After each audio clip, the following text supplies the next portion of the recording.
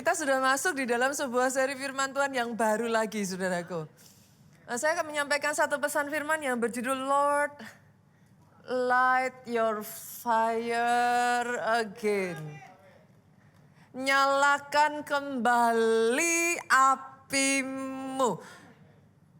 Saya berdoa ini menjadi doamu. Nyalakan apimu kembali.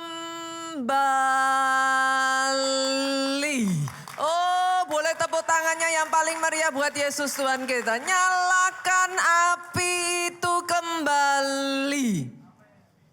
Dan itu dimulai dari menyalakan mesin rohmu. Nanti saya akan sampaikan, saudaraku, mengapa saya menyampaikan dengan terminologi tersebut.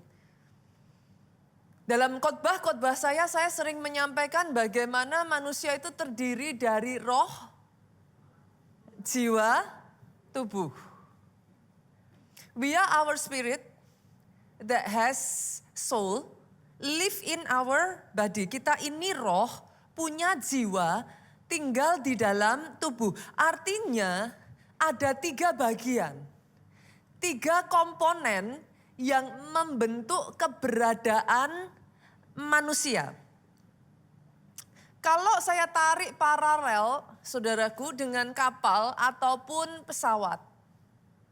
Maka biasanya di dalam kapal atau pesawat besar, Bu, itu enggak hanya punya 1 mesin. Pesawat ataupun kapal yang cukup besar, mereka itu minimal punya 2 mesin. Dalam beberapa kasus, saudaraku, mereka bahkan punya 4 mesin. Tergantung seberapa besar kapalnya.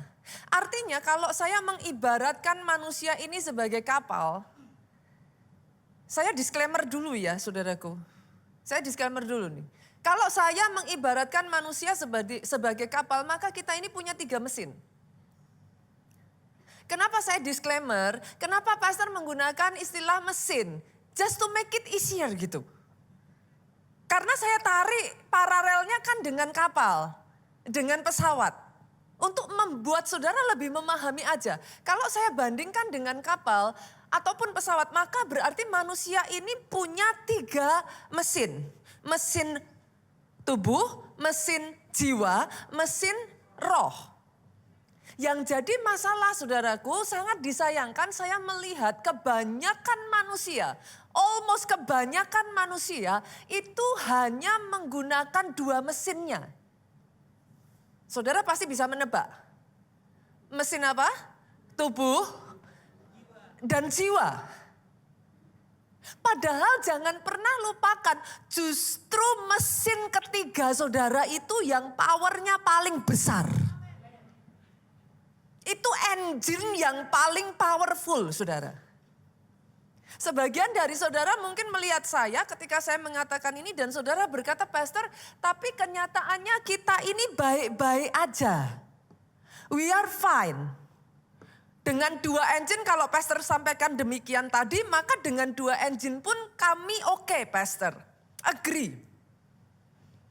Memang saudaraku, ketika saudara berfungsi dengan 2 engine, di permukaan terlihat baik-baik saja.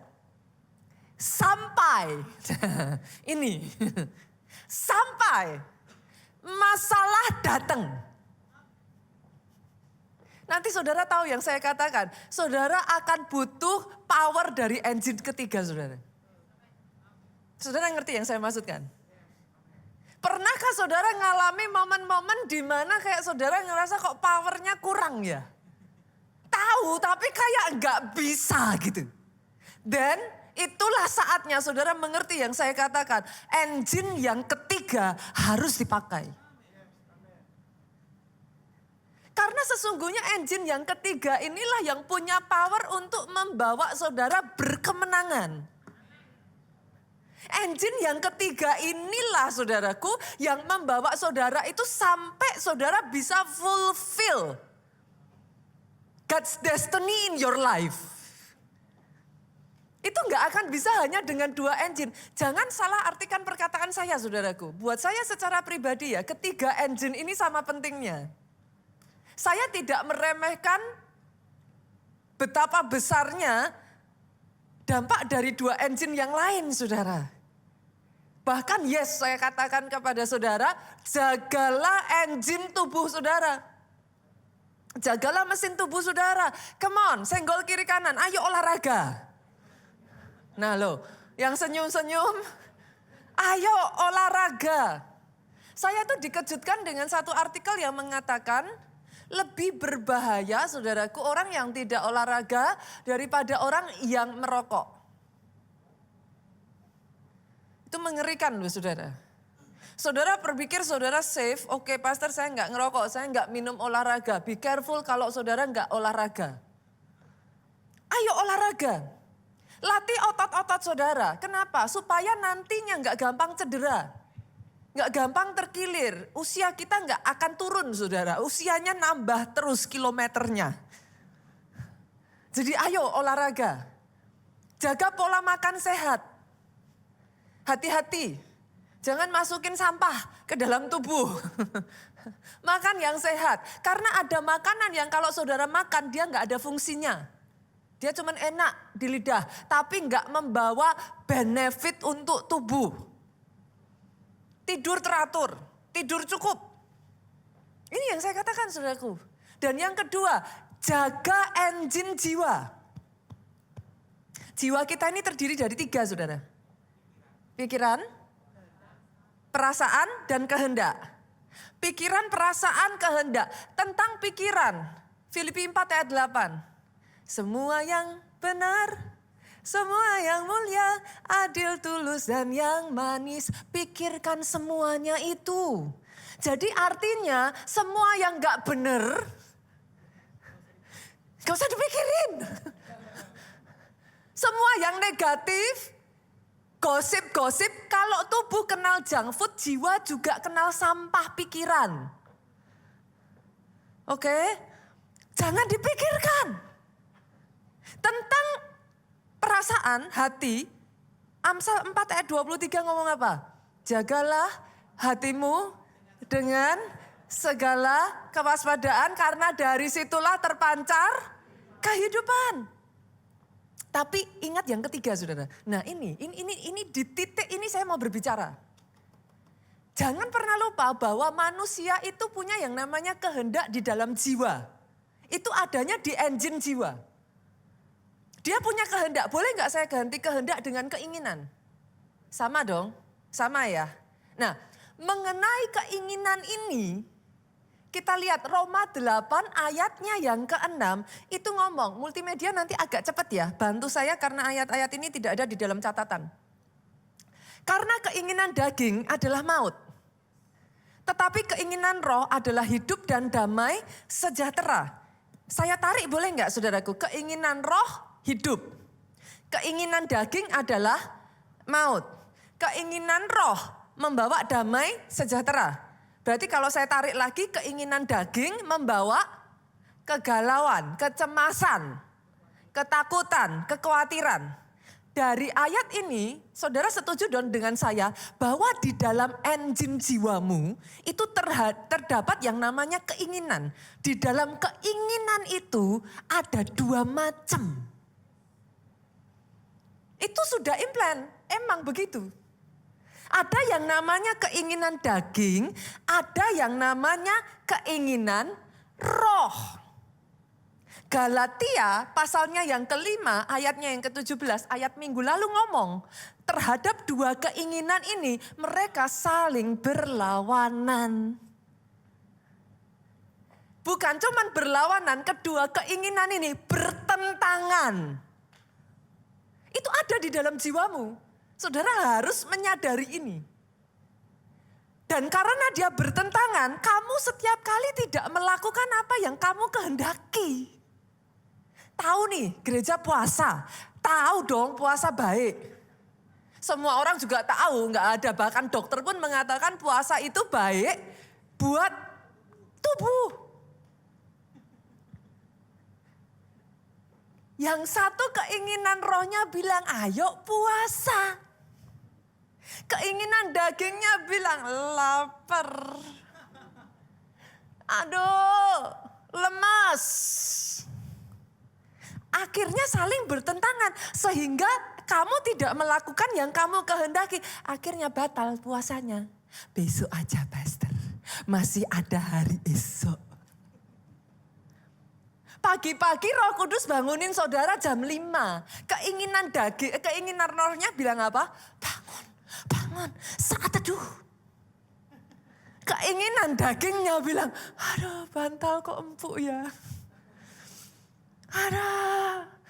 Hari aja. Tuhan murah hati kok. Gak apa-apa, bisa besok.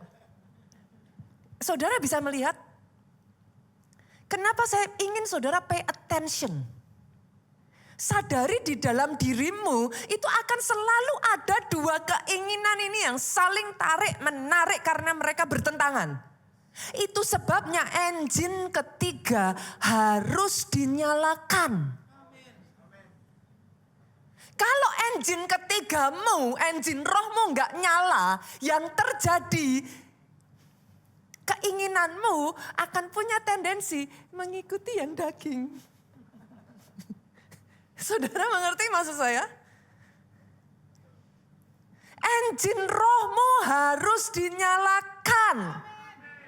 Karena kalau keinginanmu dibiasakan ngikuti yang daging, ujungnya apa tadi?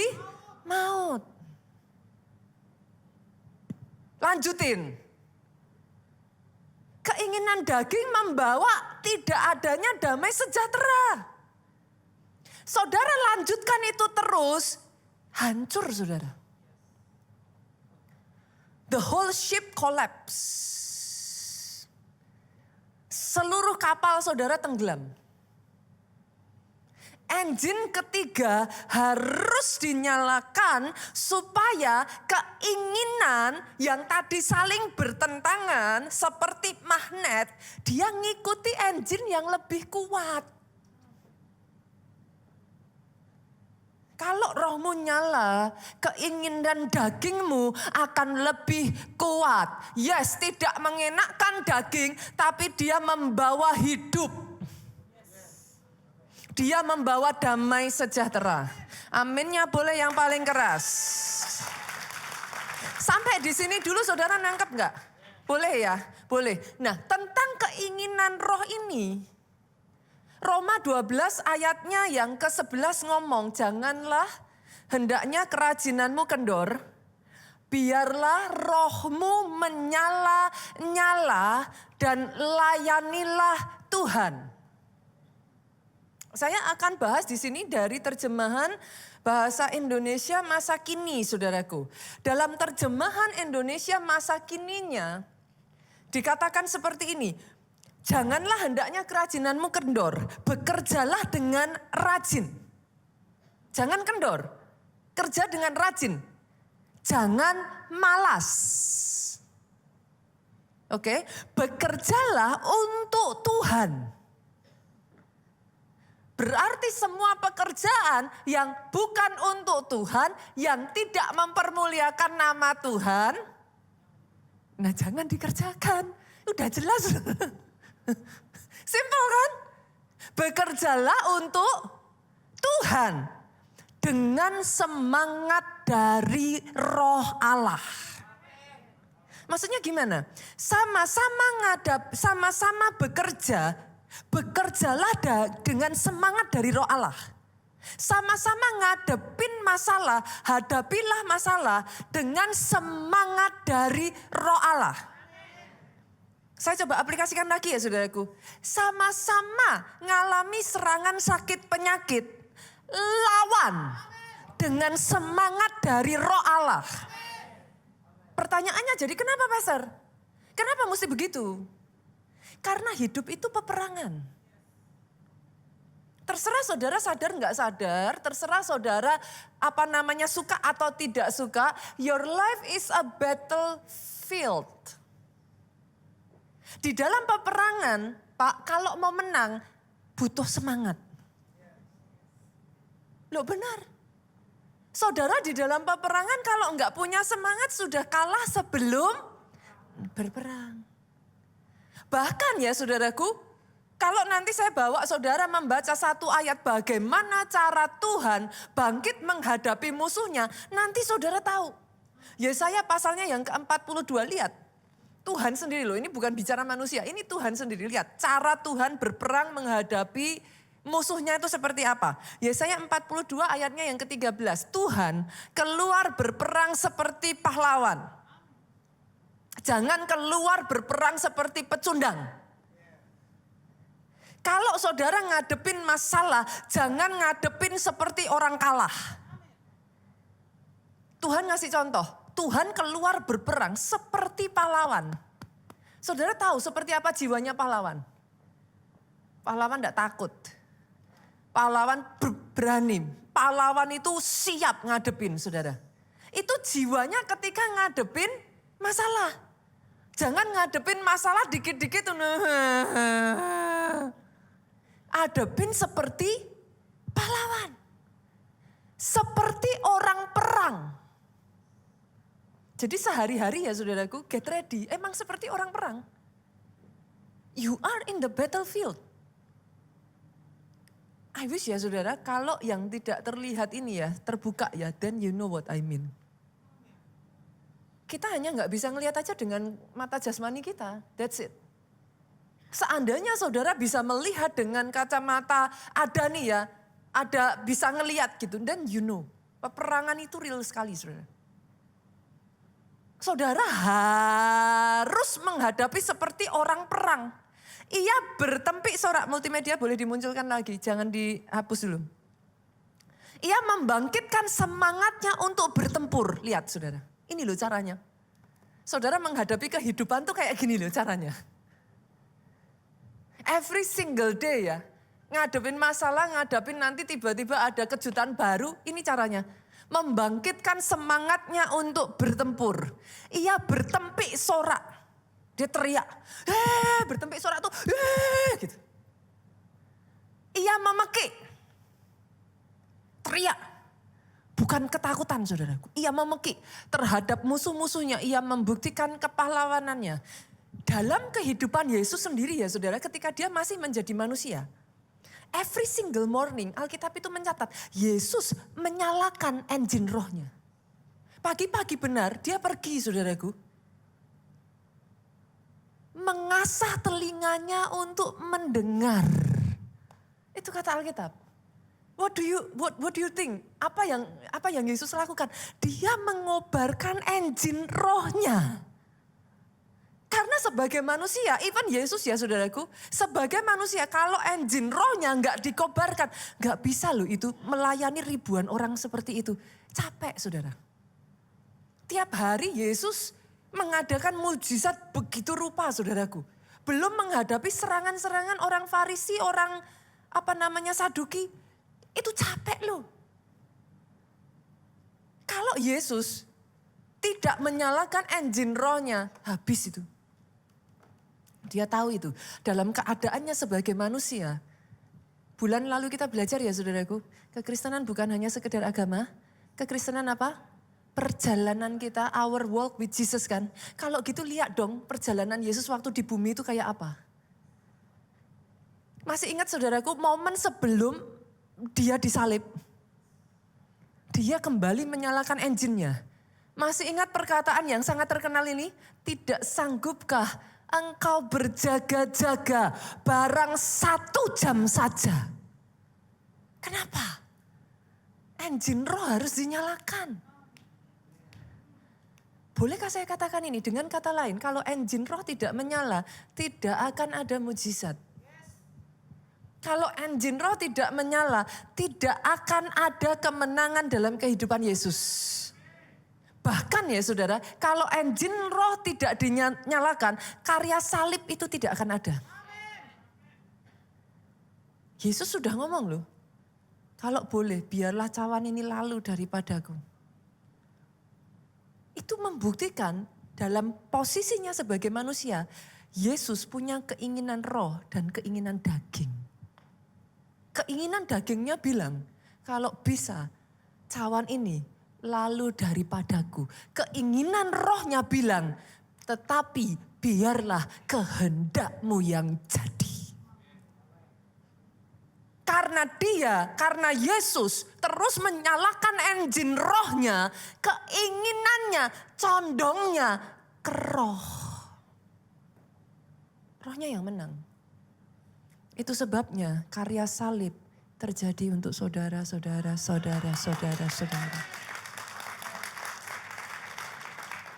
Saya berdoa hari ini saudara bisa nangkep ini.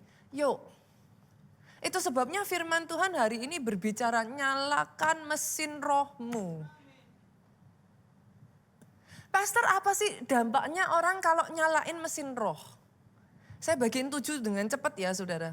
Apa dampaknya orang kalau nyalain mesin roh? Yang pertama, api itu membuat saudara jadi semangat dan termotivasi. Api sendiri itu energi saudara.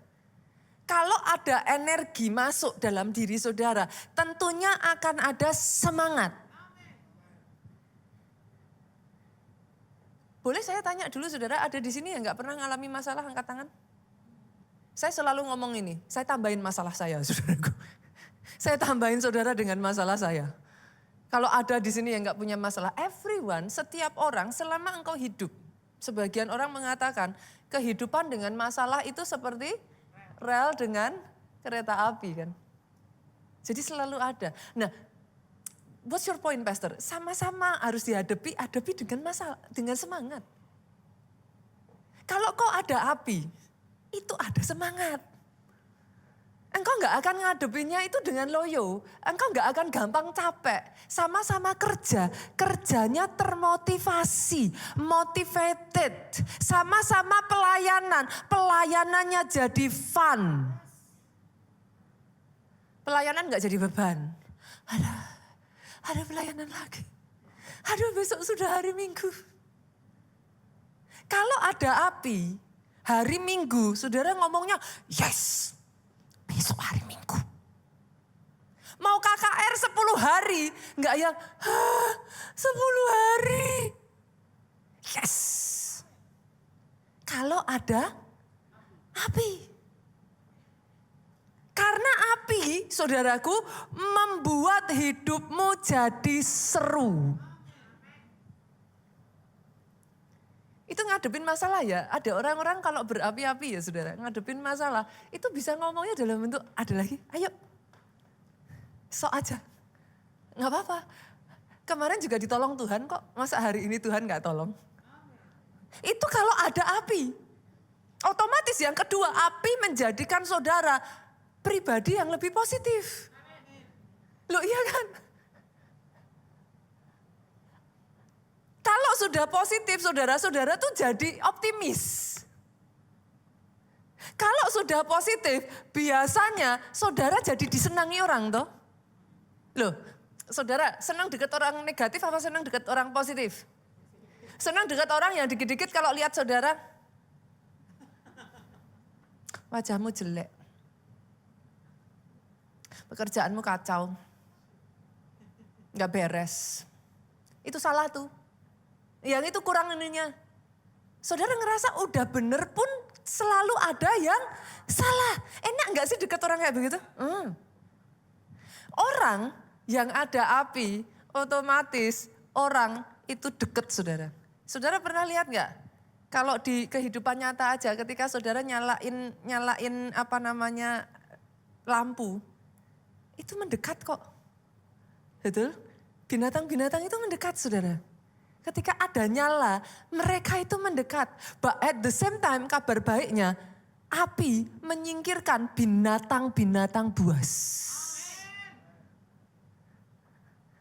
Api itu membuat saudara jadi pribadi yang jauh lebih positif. Dan yang ketiga dampak api yang dinyalakan ya saudaraku. Kalau engine-mu, apimu itu menyala. Yang ketiga api membuat engkau tangguh, tidak mudah menyerah. Kita lihat ya Amsal pasalnya ke-18 ayat 14 yuk. Orang yang bersemangat dapat menanggung penderitaannya. Dalam hidup semua orang saudaraku. Senggol kiri kanan maafkan saya saudara, senggol kiri kanan. Sesama penderitaan gak usah saling mendahului saudara. Nggak perlu saudara bertanding, penderitaanku lebih besar dari penderitaanmu. Nggak usah saudara. Masing-masing punya penderitaannya sendiri-sendiri. Masing-masing punya pikul salibnya sendiri-sendiri. Nggak usah tanding saudaraku. Tetapi lihat ini, semangat dapat menanggung penderitaan. Orang kalau punya semangat ya saudara, akhirnya mau nggak mau, saudara itu jadi orang yang nggak gampang hancur. Nggak gampang nyerah. Bukan masalahnya yang jadi faktor. Semangatnya. Semangatnya lebih besar nggak dari masalahnya? Karena masalah akan selalu ada. Kalau memang masalah ditentukan untuk menghancurkan saudara, masalah itu selalu ada. Dari dulu, sekarang, dan selama-lamanya. Dia ada. Tapi ketika kau punya semangat, Alkitab mengatakan, yes engkau dimampukan menanggung penderitaanmu. Gak akan hancur. Gak bisa hancur. Saya menyoroti, boleh saya bawa enggak saudaraku ke gereja mula-mula? Karena kadang kalau kita enggak membalikkan ke keadaan semula, kita orang Kristen lama-lama bisa bergeser loh.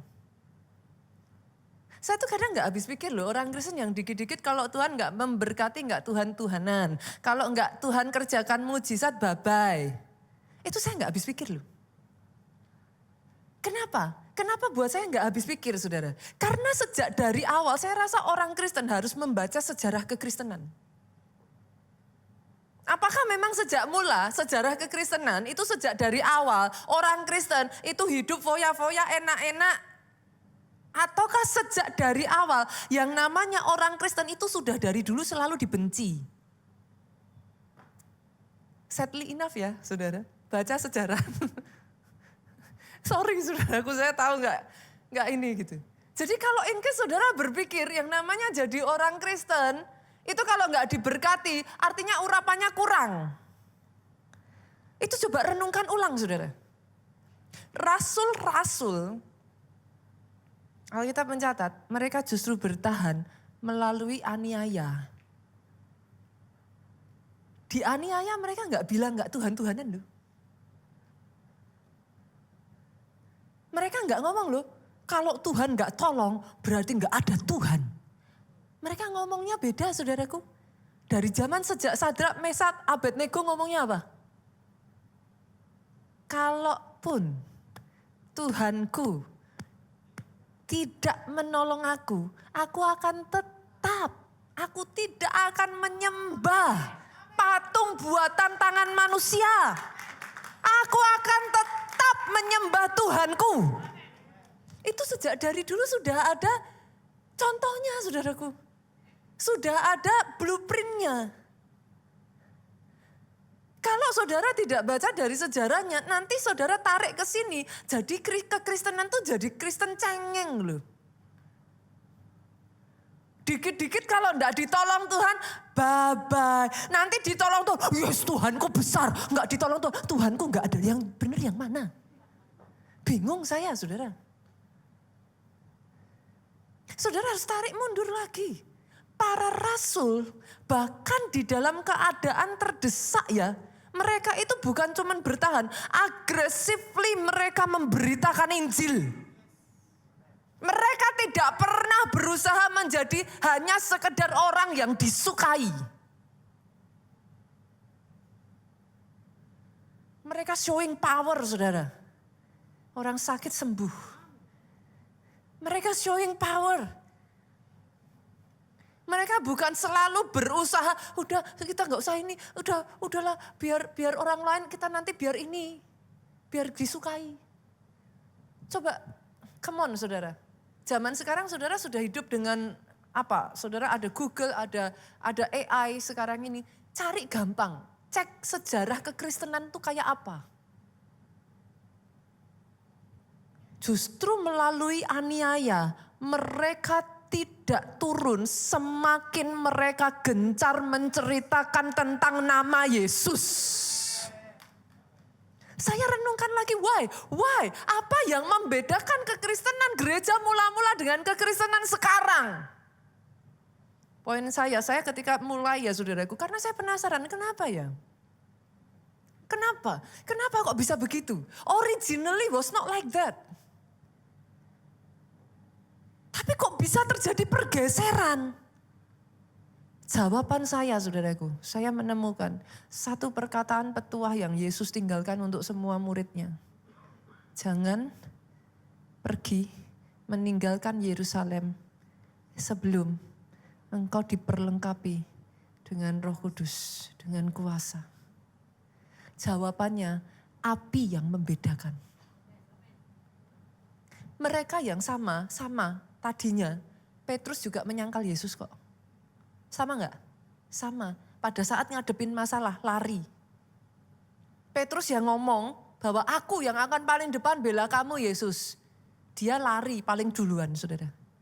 Jadi kalau dipikir-pikir apakah murid-murid itu senantiasa dalam kondisi seperti itu? Enggak. Once upon a time mereka sama. Mereka juga murid yang takut, mereka murid yang tidak bisa mengusir setan. Sama. Sampai Pentakosta. Roh Kudus dicurahkan, apinya dinyalakan kembali. Pada saat itulah tiba-tiba Petrus yang sama, yang ketakutan, Petrus yang sama, yang perkataannya selalu aja bikin masalah. Petrus yang sama tiba-tiba dalam sekali khotbah 3.000 orang diselamatkan. Apa yang membedakan? Api. Api membuat engkau jadi tangguh. Api membuat engkau gak gampang menyerah. Yang keempat saudaraku, api membuat engkau fokus. Jadi bisa disiplin. Saya ngelihat ini dalam kehidupan anak saya sendiri saudara. Beberapa waktu ini anak saya sedang ada api belajarnya sedang menyala gitu saudara. Kita sempat ngobrol, saya sharing dari hati ke hati saudaraku. Dan saya bisa melihat nyala api belajarnya itu muncul saudara. Liburan lebaran, yang lain-lain santai-santai. Liburan lebaran, yang lain-lain main game. Saya itu kaget. Saya masuk kamar anak saya, belajar. Loh saya pikir tuh pertama kali saya agak, Saya coba lagi, siang masuk lagi, belajar. Saya jadi penasaran. Sorenya, malamnya saya masuk lagi, belajar. Saya tuh sampai gini, Non, setiap hari kok belajar. Dia dengan bangganya ngomong sama saya gak nyuruh sudah. Dia dengan bangganya ngomong sama saya gini, Mami mau lihat gak my schedule?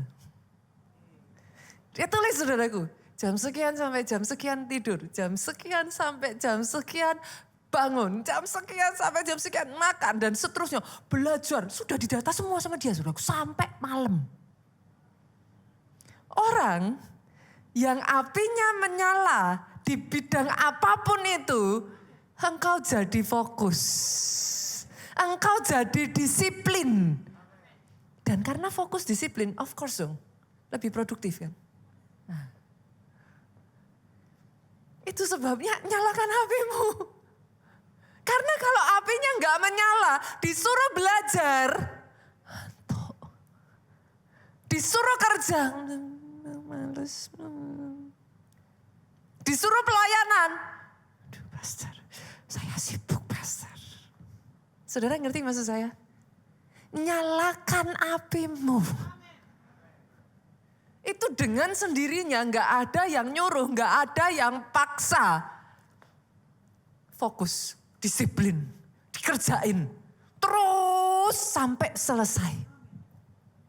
Yang kelima saudara, kalau ada api, kreativitas dan inovasi muncul. Orang tuh kalau ada api ya saudara, perhatikan. Saudara pernah gak sih antusias terhadap hal-hal tertentu? Ketika saudara antusias terhadap hal-hal tertentu, saya tanya, itu bisa muncul dengan berbagai ide gak? Pasti. Saudara antusias masak nih. Wah, dicoba nanti bikin ini, dicoba bikin itu, dicoba. Saya tuh pernah kaget saudaraku. Saya tahu keponakan saya tuh suka Lego. Saya pikir oke lah dia ulang tahun saya belikan Lego. Saya sengaja belikan dia karena maminya udah bilang, kebetulan maminya adik saya, Ci kalau beli yang agak susah sekalian. Saya pikir kayak dibeliin yang susah nanti gimana anaknya gitu. Tapi karena adik saya sudah ngomong begitu saya juga oke saya beliin yang susah. Saudara tahu, saya pikir itu akan membuat dia sibuk untuk sementara. Baru saya kasih besoknya udah kelar saudara. Karena saking ada api, ada semangat. Kreativitasnya itu berkembang, gampang nangkap inovasinya muncul semua. Daya ininya kuat saudaraku. Jadi akhirnya orang lain kalah bersaing ini udah gak bisa saudaraku. Cepat sekali selesai. Jadilah orang yang apinya selalu menyala.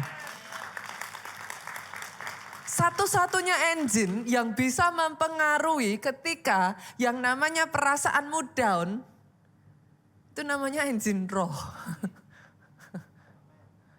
Tapi sayangnya banyak orang itu, nggak usah orang Kristen saudaraku, di luar sana pun sama. Ya saya otomatis lebih menyayangkan kalau itu orang Kristen gitu. Engine rohnya nggak pernah dihidupin. Hanya berfungsi dengan 2 engine. Nanti baru kalau udah datang masalah sadar. Butuh Tuhan. Butuh Tuhan tapi cari dengan cara yang salah. Maunya instan, yang penting mujizat hari ini. Padahal gak gitu caranya, mesin rohnya harus dinyalain. Itu gak simsalabim abrakadabra, Tuhan sayang saudara, Tuhan gak sayang saudara, bukan begitu. Engine rohmu harus nyala. Itu dengan sendirinya nanti satu persatu hidup seperti yang saya katakan tadi saudara. Disiplinmu bangkit, fokusmu muncul inovasi demi inovasi ide. Tiba-tiba masalah demi masalah terlalui. Karena engine-nya nyala. Dan yang keenam saudara, kalau saudara apinya nyala jadi problem solver. Orang-orang yang apinya menyala gak kenal kata no.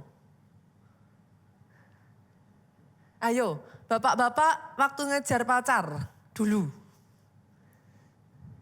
Waktu ngejar pasangan saudara. Saya tuh pernah kenal dengan salah satu full timer kita ya saudaraku. Ngejar pasangannya tuh kalau gak salah sampai saya lupa 7 tahun apa ya.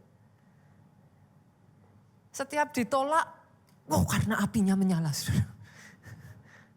Tidak kenal kata no. Tidak kenal kata tapi.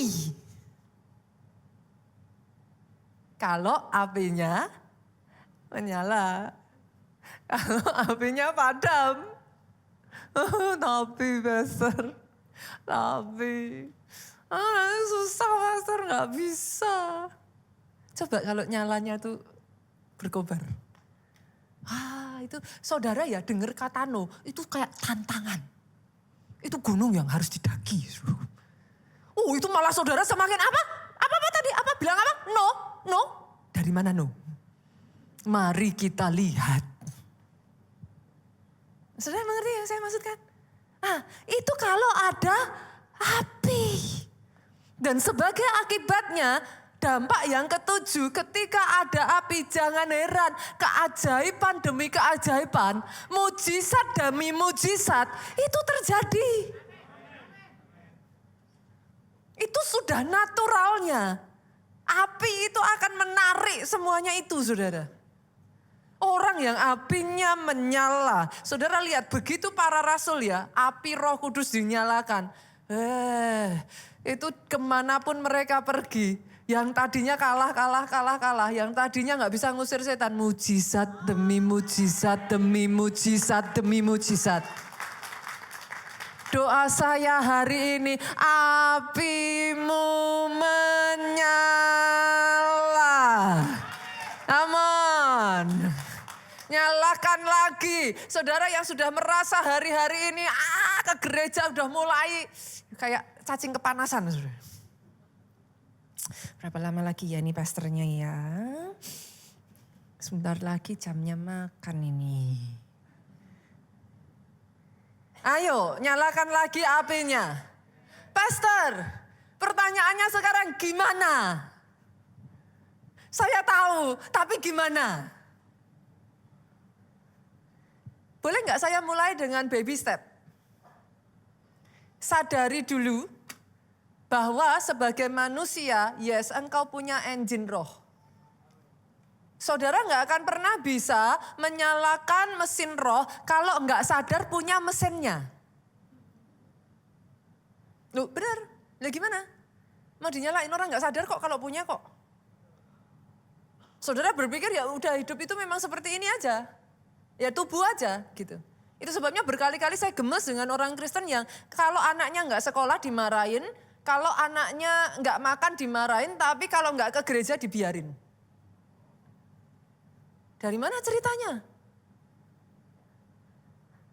Sering nggak denger gitu? Halo? Kalau nggak sekolah coba ayo, dibiarin nggak? Kan dimarahin kan? Padahal sekolah itu kan memberi makanan jiwa. Knowledge kan? Pengetahuan. Jiwa yang makan. Sedangkan makanan jasmani memberi makanan tubuh. Lah rohnya dikasih apa? Lah loh. Rohnya dikasih apa? Alkitab ngomong saudaraku, nih ya saya bukain ya. Saya berdoa, ayat ini membuka kesadaran saudara. 1 Korintus pasalnya yang ke-15. Ayatnya yang ke-44b. Jika ada tubuh alamiah, maka ada pula tubuh rohaniah. Makanya saya tuh ngomong saudaraku, baca Alkitab. Beneran. Supaya kita tuh ngerti gitu. Karena kalau nggak dibaca kan saudara nggak ngerti. Ada tubuh, memang ada tubuh jasmani. Tapi ada juga tubuh rohani. Nah saya bawa lagi boleh? Saya bawa lagi ya. Yuk, berikutnya Matius. Matius pasalnya yang keempat ayat 4. Tetapi Yesus menjawab, ada tertulis, manusia hidup bukan dari roti saja. Tetapi dari setiap firman yang keluar dari mulut Allah. Boleh nggak saya ganti untuk memudahkan saudara diparalelkan. Manusia hidup bukan dari roti jasmani saja. Oke. Tapi dari roti rohani. Loh karena firman Tuhan ngomong, aku ini roti hidup kata Yesus.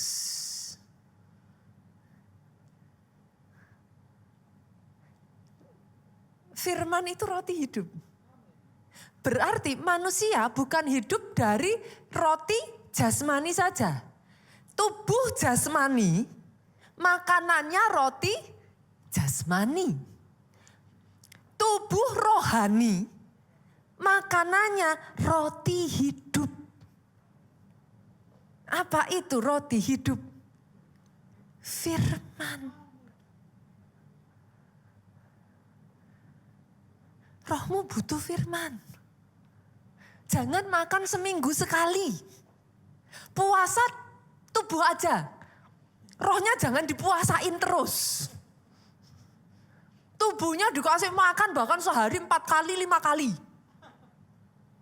Rohnya seminggu sekali, kadang-kadang enggak. Can you see the difference? Perbedaannya terlalu apa? Kalau orang Jawa bilang jomplang, saudara. What is jomplang? Perbedaannya terlalu jauh.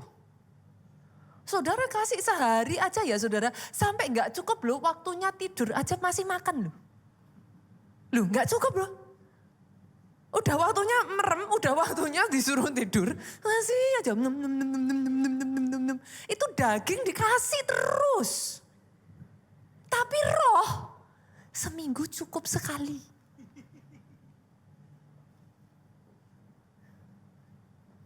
Coba renungkan perkataan saya ini. Renungkan saudara. Itu sebabnya saya katakan, sadari dulu. Come on. Engkau punya 3 engine. Jangan pilih kasih. Kenapa engine tubuhmu terus yang dirawat? Dikasih baju cantik, dikasih perawatan lengkap. Engine jiwanya dirawat enggak? Loh banyak orang kalau engine jiwanya enggak dirawat jadi rapuh loh. Banyak loh. Yang akhirnya depresi, yang akhirnya down, akhirnya nggak bisa menghadapi kehidupan saudara. Kenapa? Karena engine jiwanya nggak pernah dirawat.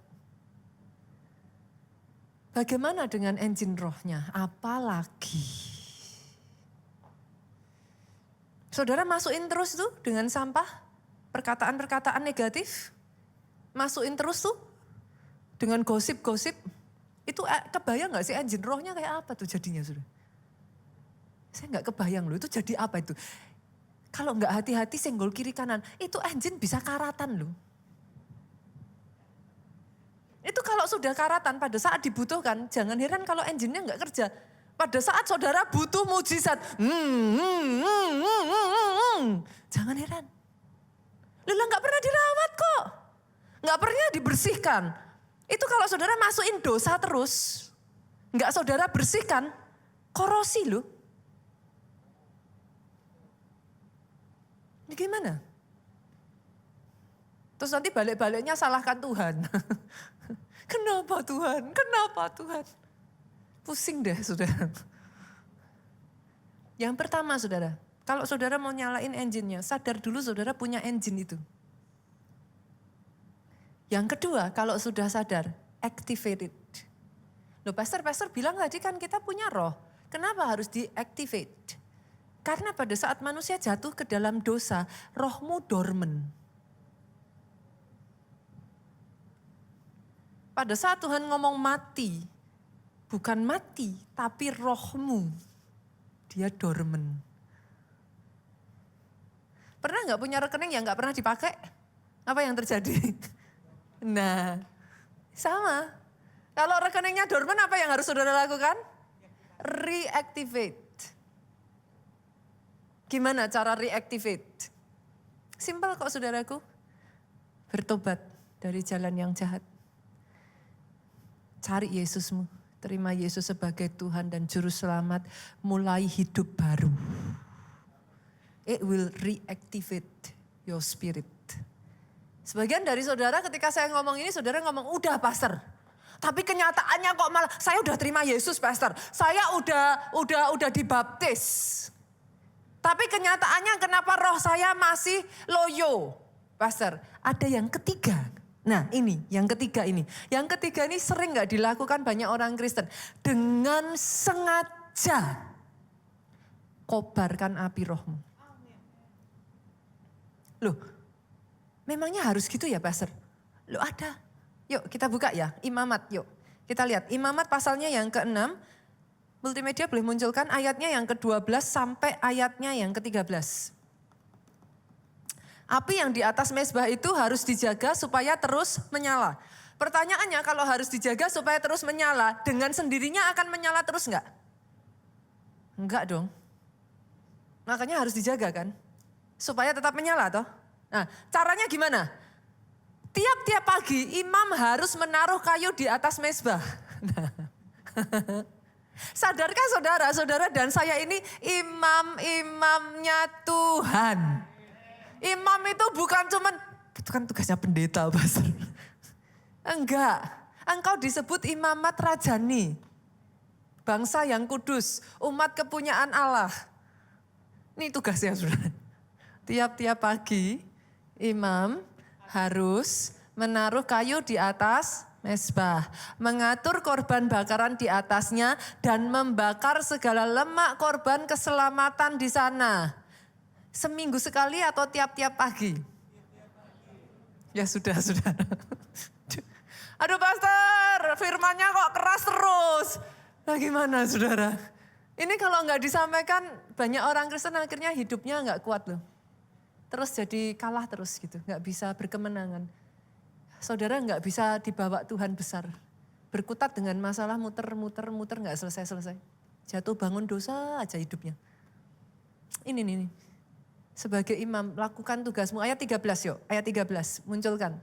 Harus dijaga supaya api tetap menyala di atas mezbah.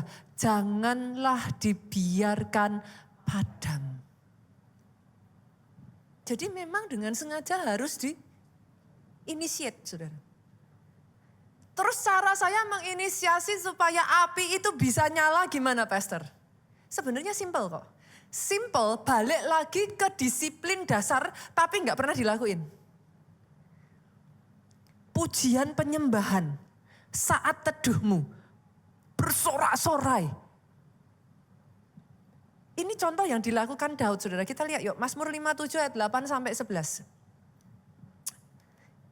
Kalau nanti saudara lihat ya, ayatnya yang pertama, maka saudara akan menemukan Mazmur ini berbicara tentang miktam Daud pada saat dia dalam pelarian dikejar Saul dan dia lari ke gua. Ini Mazmurnya Daud pada saat itu terjadi. Berarti kalau saya kasih saudara gambaran di saat kondisi seperti itu, kira-kira loh, itu kondisinya happy-happy? Hah?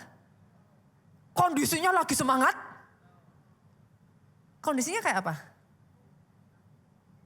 Ketakutan? Terdesak? Ada di situasi yang susah? Harusnya kondisi seperti itu, Daud seperti apa sikapnya? Lemes? Ini nih lagu yang dinyanyikan Daud itu justru ngomong gini, hatiku siap. Ya Allah hatiku siap. Saya tahu kalau saya nyanyi ini gak ada yang tahu saudara. Ini udah lagu rohani zaman kapan saya tahu saudara. Dari situ saudara tahu usia saya lah saudara. Kurang lebihnya. Kadang-kala seringkali saya tuh seneng nyanyian dulu tuh sering mengambil dari asli firman saudara. Aku mau bernyanyi, aku mau bermazmur. Bangunlah hai jiwaku, bangunlah hai gambus dan kecapi. Aku mau membangunkan fajar.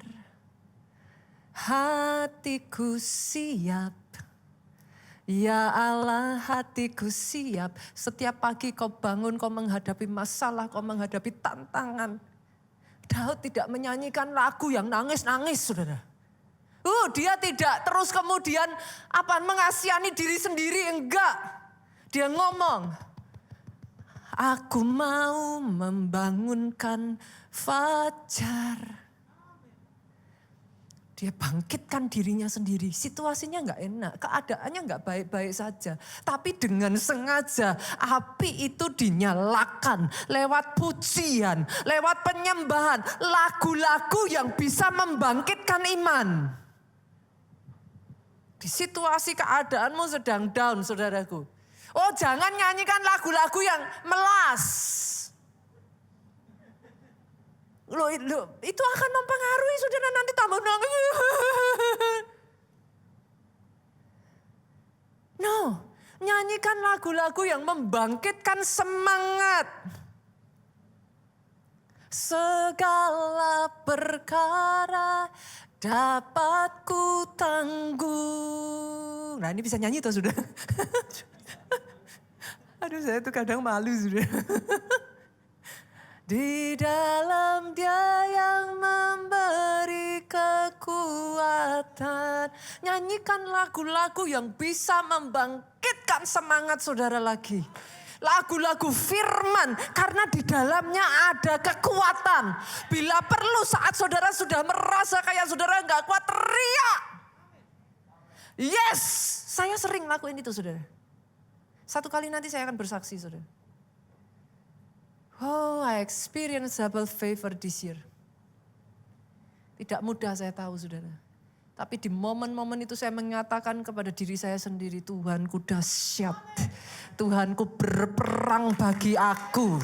Tuhanku tidak meninggalkan aku. Itu perkataan kadang saya kalau sudah gak kuat saya teriak, terima kasih Tuhan. Engkau selalu baik. Kapan Tuhan gak baik? Apakah dengan saya mengatakan seperti itu selalu keadaan saya baik?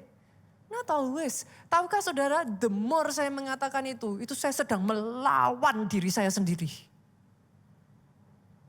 You have to ignite it. Itu emang harus dengan sengaja Pak. Itu enggak dengan sendirinya dia akan nyala terus. Bagi saudara ya yang bertanya-tanya kenapa ya apiku kok padam ya? Kenapa ya apiku kok padam ya? Loh emang sadari itu api enggak nyala dengan sendirinya. Jangan naif, harus dengan sengaja dinyalakan. Percaya nggak percaya ya saudaraku ya? Orang yang paling negatif, kalau saudara mau ngecek itu apinya pasti padam. Dia nggak berpikiran negatif untuk itu saudaraku, tapi coba cek deh. Kalau saudara deket-deket sama orang yang negatif, cek aja deh apinya biasanya justru padam. Deket-deket sama orang yang nyala apinya aja. Kenapa? Karena api menularkan. Loh, api menular. Kalau saudara dekat orang yang apinya menyala ya, saudara sendiri sedang ada di dalam masalah, apimu ikut menyala.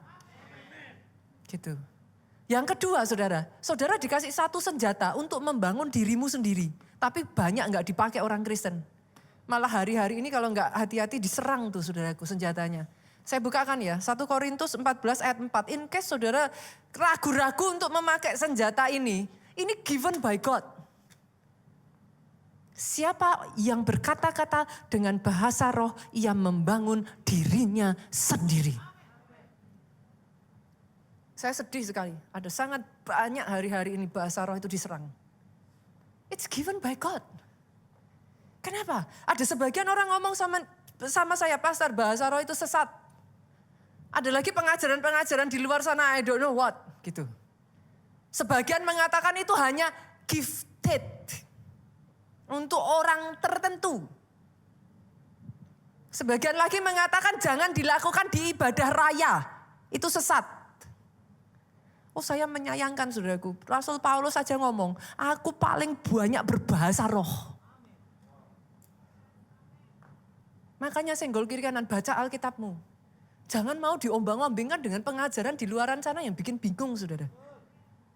Pastor, ada ayatnya, katanya 1 Korintus 13, bahasa roh akan berhenti. Masih ingat ayatnya saudaraku 1 Korintus 13 tentang apa? Itu berbicara tentang kasih. Jangan salah, jangan disalah artikan, jangan ngambil satu kalimat terus kemudian saudara simpulkan. Baca ayatnya yang pertama. Percuma engkau berbahasa dengan berbagai macam bahasa, bahkan bahasa malaikat kalau engkau tidak punya kasih. Nubuatan akan berhenti, bahasa roh akan berhenti. Tapi kasih never fail. Ini sedang berbicara tentang kasih. Ini sedang berbicara jangan sebagai kita orang rohani memakai bahasa roh ataupun atribut-atribut menunjukkan kita seorang rohani tapi nggak punya kasih. Lah tapi kalau itu kemudian diambil bahasa roh akan berhenti. Zaman sekarang sudah nggak ada bahasa roh. Ya pusing deh gitu. Saudara mengerti yang saya maksudkan? Dan jangan takut untuk minta. Karena disuruh. Saya tutup dengan ini ya, Lukas yuk. Lukas pasalnya yang ke-11 ayatnya yang ke-13. Jadi jika kamu yang jahat tahu memberi pemberian yang baik. Pemain musik boleh maju ke depan. Kepada anak-anakmu, dengar ini saudaraku. Apalagi Bapakmu yang di surga. Ia akan memberikan Roh Kudus kepada mereka yang meminta kepadanya. Proudly saya mengatakan saudara ada di sebuah gereja, gereja keluarga Allah adalah gereja yang menyambut Roh Kudus di gereja ini. Kita gereja yang mempercayai Roh Kudus. Kita gereja yang mempercayai bahwa bahasa roh adalah salah satu tanda dari orang kepenuhan Roh Kudus. Yes, ada bahasa roh yang adalah karunia. Yes, itu diterjemahkan. Tapi jangan lupa bahasa roh tidak hanya karunia, bahasa roh diberikan pada saat saudara kepenuhan Roh Kudus. Jangan salah nangkep ya saudaraku ya. Oke ya, pengajarannya harus ini kan ya. Itu. Kenapa? Karena sesungguhnya momen di mana saudara paling sudah tidak kuat ya. Saudara sudah nggak bisa apa-apa. That's fine, that's okay. You can use this weapon. Banyak-banyak berbahasa roh saudara. Banyak-banyak berbahasa kuralapa, kasyatakara, banyak-banyak berbahasa roh. Buat saudara yang belum menerima bahasa roh ya, minta dari Roh Kudus, minta dari Bapa. Sehingga saudara terus bisa bernyanyi. Segala perkara dapat ku tangguh. Yesus Tuhan.